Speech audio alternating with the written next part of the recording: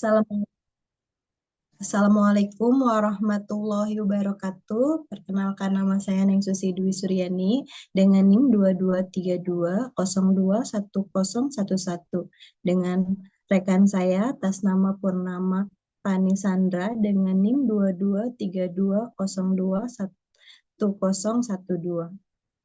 Kami di sini akan mempresentasikan hukum pajak dengan berjudul Pajak Bumi Bangunan dan BPHTB. Slide selanjutnya. Latar belakang pajak. Pajak sangat berperan penting sebagai sumber pendapatan yang utama bagi negara, terutama untuk mendukung percepatan pembiayaan berbagai program dan layanan publik.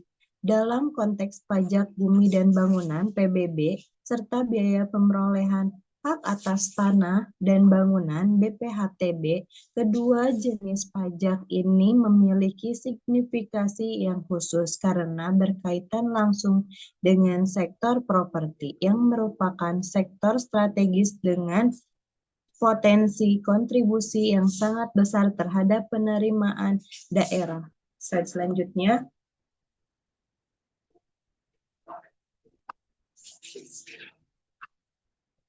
Pajak bumi dan bangunan (PBB), sumber pendapatan daerah. Pajak bumi dan bangunan (PBB) dipungut atas kepemilikan dan pemanfaatan tanah serta bangunan. Pajak ini menjadi salah satu sumber pendapatan asli daerah (PAD) yang hasilnya dapat digunakan langsung oleh pemerintah daerah untuk meningkatkan berbagai infrastruktur dan layanan publik. Slide selanjutnya. Pemerataan pembangunan. Dengan penggunaan ini, pajak pada tanah dan bangunan dapat membantu memastikan bahwa setiap warga negara yang memiliki atau memanfaatkan aset properti untuk turut berkontribusi pada penggunaan pembangunan, mendukung pemerataan pembangunan dan pengembangan infrastruktur, terutama di wilayah yang memiliki banyak pemanfaatan lahan. Slide selanjutnya, instrumen pengendalian lahan. Pajak ini juga berfungsi sebagai sebuah instrumen pengendalian dari pemanfaat lahan dan tata ruang dengan menetapkan pajak atas tanah dan bangunan. Pemerintah daerah dapat melakukan pemantauan dan mengatur para penggunaan lahan untuk memastikan keberlangsungan dari sebuah pemanfaatan yang sesuai dengan perencanaan tata kelola kota maupun daerah. Selanjutnya, biaya pemerolehan hak atas tanah dan bangunan (BPHTB), kontribusi dalam peralihan kepemilikan properti. BPHTB dikenakan atas pemerolehan hak atas tanah dan bangunan seperti melalui pembelian, hibah, atau waris. Pendapatan langsung dari transaksi properti. Pendapatan dari BPHTB mendukung pembangunan di tingkat daerah karena dana yang dihasilkan dari pajak ini langsung masuk ke kas pemerintah daerah. Dorongan untuk kepatuhan hukum. Pengenaan BPHTB memaksa pemilik tanah dan bangunan untuk melakukan pengurusan legalitas kepemilikan aset. Hal ini mendukung administrasi pertanahan dan yang lebih tertib, meningkatkan kepastian hukum bagi pemilik aset, dan mengurangi potensi sengketa tanah.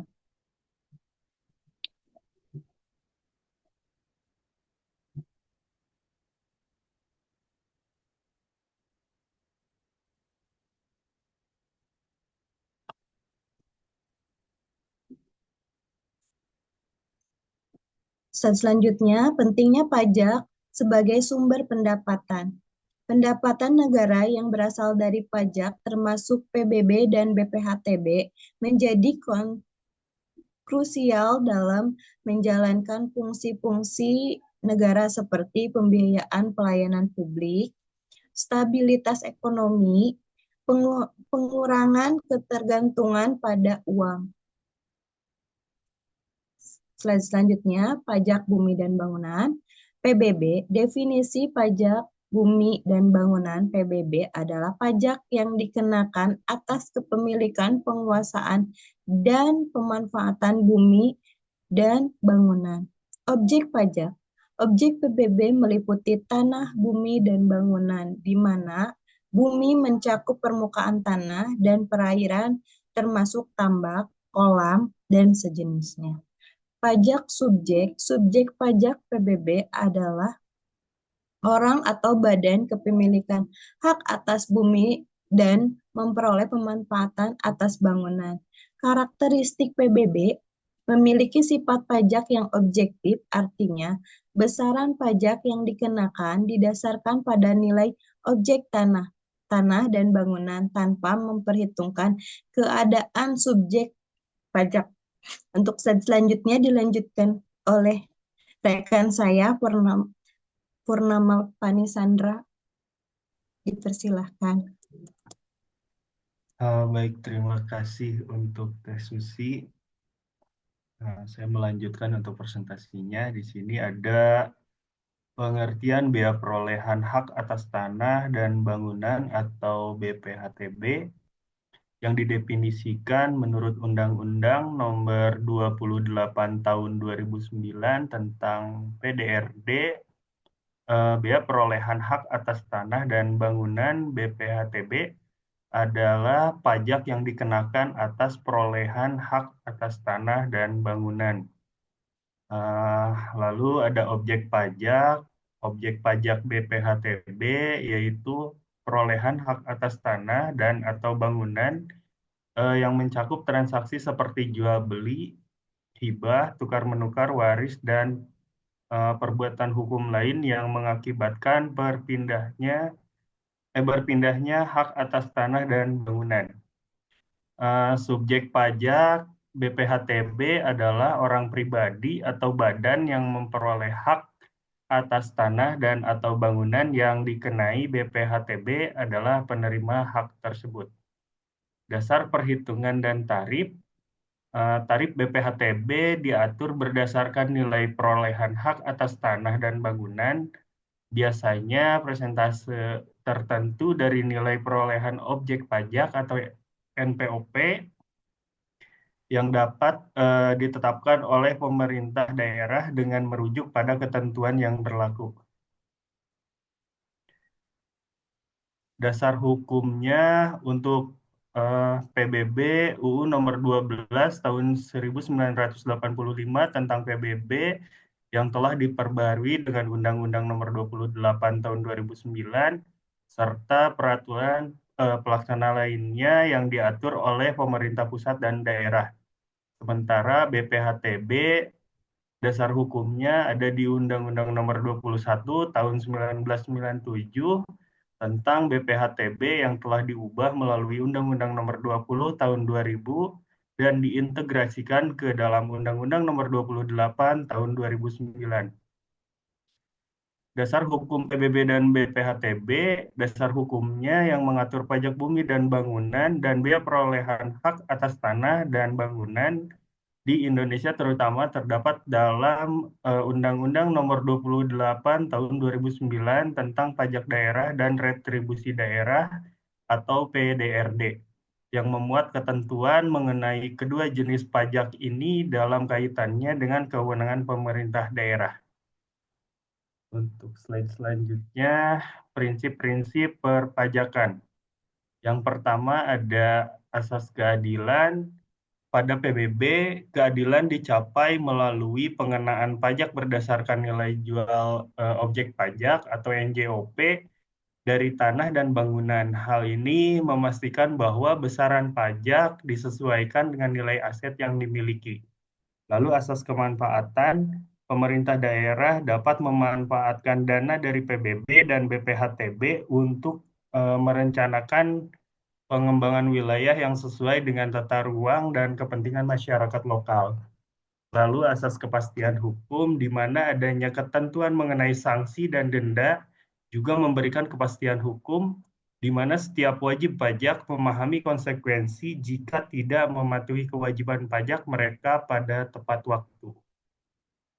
Untuk slide selanjutnya, analisis pajak bumi dan bangunan atau PBB, objek dan subjek PBB. Definisi objek pajak PBB adalah eh, objek pajak PBB adalah bumi dan bangunan yang didefinisikan sebagai aset atau properti yang dapat dikenakan pajak berdasarkan nilai jualnya. Subjek pajak PBB didefinisikan sebagai subjek pajak adalah individu atau badan hukum yang memiliki hak atas bumi atau bangunan, memperoleh manfaat dari bumi atau bangunan, atau menguasai bumi dan atau bangunan tersebut. Rincian objek pajak bumi bangunan.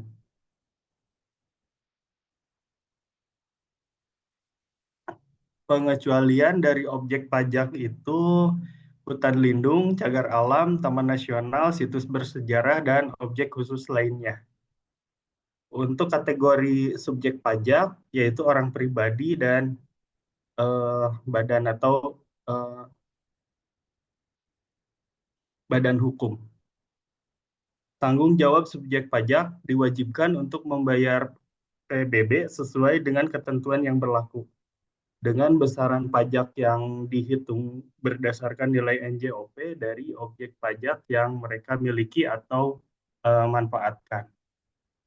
Slide selanjutnya, tarif dan cara perhitungan PBB, tarif pajak bumi dan bangunan. Tarif umumnya di tarif PBB secara umum ditetapkan sebesar 0,5% dari nilai jual kena pajak atau NJKP atas bumi dan bangunan.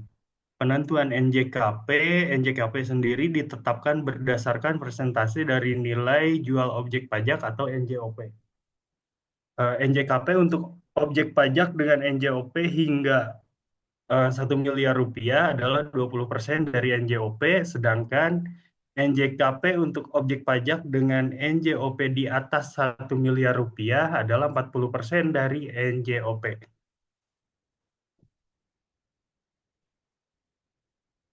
Langkah-langkah perhitungan PBB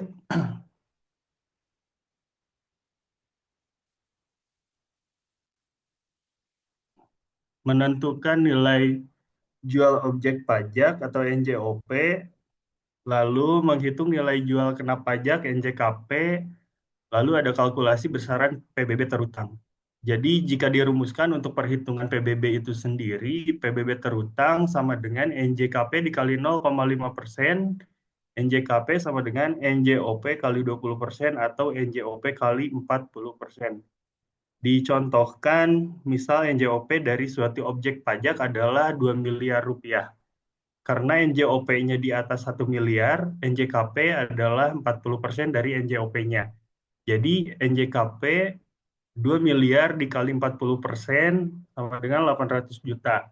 PBB terutang dihitung sebagai PBB terutang sama dengan 800 juta dikali 0,5% sama dengan 4 juta rupiah. Pengecualian dan keringanan NJOP tidak kena pajak, NJOP TKP. NJOP TKP adalah batas nilai NJOP yang tidak dikenakan pajak, ditetapkan oleh pemerintah daerah dan bertujuan untuk meringankan beban bagi objek dengan nilai rendah. Keringanan dan pembebasan. Pemerintah daerah berwenang memberikan keringanan atau pembebasan PBB untuk kelompok tertentu seperti warga kurang mampu, objek pajak yang memiliki nilai sosial, atau daerah tertentu yang terkena bencana alam.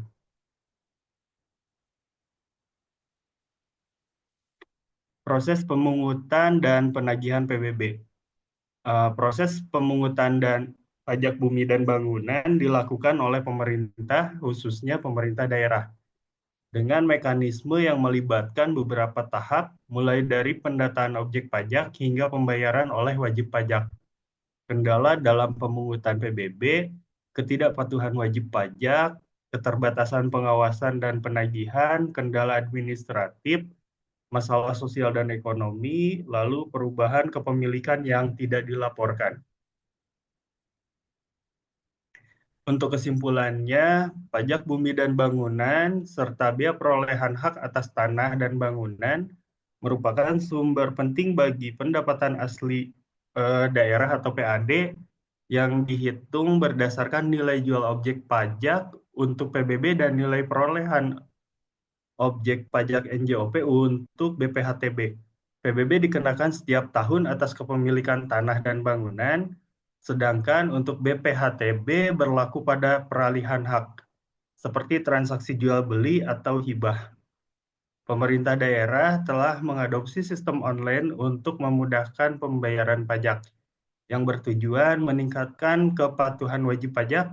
Hasil dari kedua pajak ini dimanfaatkan secara langsung untuk membangun infrastruktur dan layanan publik seperti jalan, fasilitas kesehatan, serta ruang terbuka hijau sehingga berdampak pada peningkatan kesejahteraan masyarakat dan pemerataan fasilitas publik antar wilayah. Sekian presentasi dari kelompok kami. Kurang lebihnya mohon maaf. Untuk ditutup saya kembalikan ke Teh Susi.